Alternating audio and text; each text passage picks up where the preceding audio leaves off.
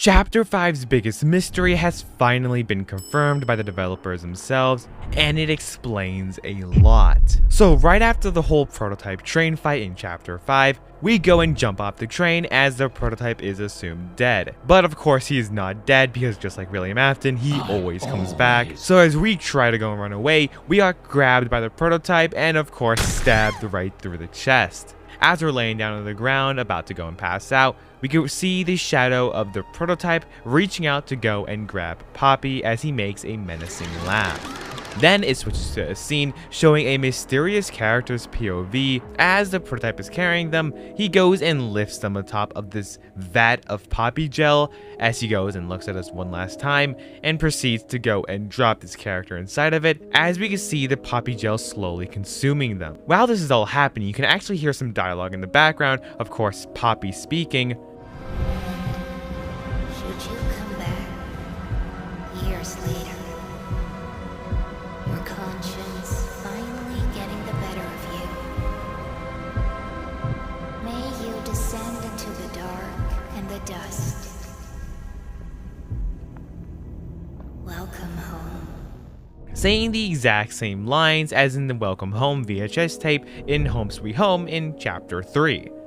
And should you come back years later, your conscience finally getting the better of you, may you descend into the dark and the dust.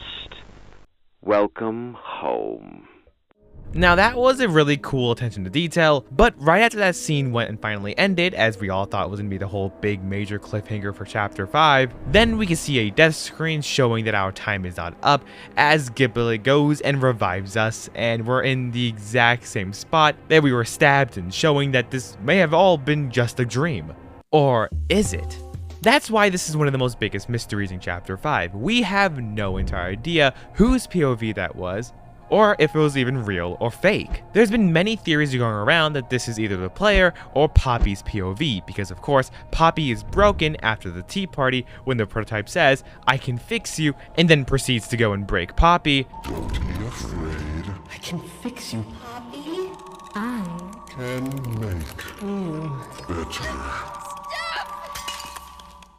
We can see that he looks a little bit shocked, like he didn't mean to go and crack Poppy. As he goes and drops her, it looks like he doesn't even know his own strength. And right before we pass out, we can see the prototype reaching out to go and grab Poppy. Now, it would make sense that this POV was the prototype going and dropping Poppy in the vat of Poppy gel to go and fix her. As we can see in one of the VHS tapes in Chapter 5, they give us a full in-depth look at the Poppy gel called the Restorative Gel Mixture. I hope I said that right, but it encourages cellular regeneration and tissue growth, showing how important this really is to the lore of Poppy Playtime. It is a healing remedy, and it is what's used in all the bigger body experiments and what makes all the living toys.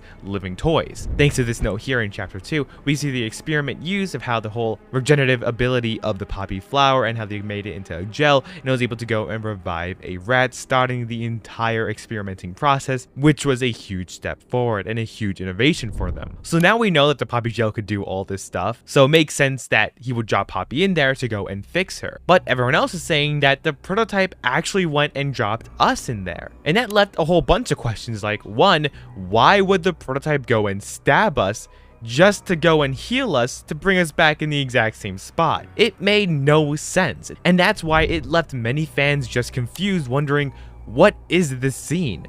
But now we finally have an answer to that. But if you're enjoying the video so far, please don't forget, I will be keeping you guys up to date on anything Poppy Playtime related. So subscribing really does help me out. But in the official Poppy Playtime server, Amber was going and replying some questions, one of them being, where did Poppy's eye go after the prototype crushed her head? Did he steal it to use it on his own eye to become prettier? With Amber replying, fell out when she ran with Kissy. It was so damaged. Sad face. Kind of giving us a little answer to that, which is something that nobody really asked, but it's really cool to finally get an answer to that. But this is when the interesting question was asked. This Discord user said, hey Amber, some of them are saying that we are the ones who were thrown in the Poppy gel. It is confirmed by the devs, ?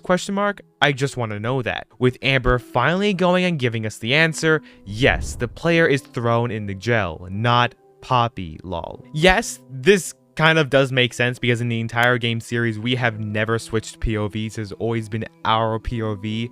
Except for the time in chapter 5 when we're going and retrieving the memories, where we have to go inside and relive the memories of experiments, aka Huggy Wuggy. Yes, we were playing in Huggy Wuggy's POV, but it was our player playing as Huggy experiencing a memory from him. So yes, that is technically a different POV, but it is still our POV since we are experiencing and reliving Huggy's memories, so technically that really doesn't count. So it would make no sense why it would just go and switch to Poppy all of a sudden. But that also goes and gives us more questions of why did the prototype go and stab us just to go and throw us in the Poppy gel to heal us? Well, a good theory that I think could be possible is that he just wants to go and put up a show in front of Poppy. He wants to go and stab us to show Poppy that her little angel, her savior, the one that could go and end this all, is dead. He is gone, and that is it. That's the reason why we can see him reaching out to Poppy, and that's probably the reason why he stabbed us, but he may actually still need us. That's the reason why he hasn't killed us all this time, and that's the reason why he would drop us into gel to go and regenerate us, contaminating us with the Poppy gel,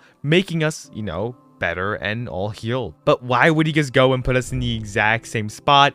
Yeah, no idea. Amber hasn't confirmed that this is a dream sequence of him being close to death because it does seem like that. The lights are fading out. We can hear Poppy's voice, kind of like an angel. So it would make sense that this is his last moments right before he passed out and this could kind of be like a dream sequence. Since yes, it could still be the player being dropped in there, but it could all also mean nothing. So I would like to go to the theory of this is of course a dream sequence, or the other theory that he just wanted to go and put up a show in front of Poppy to go and make her think that she lost her one true savior. But either way, you guys could definitely go and let me know in the comments below, what do you guys think? Do you guys think that this was actually real and this is what actually happened? Or do you guys think that the prototype had a plan all along, that he needs the player for something bigger and that's the reason why he saved us, and that he really just went and stabbed us just to go and put up a little show for Poppy? Because the prototype had so many other opportunities to go and kill us. Like for example, in the tea party, he could have easily went and killed us. He had us right where he needed us,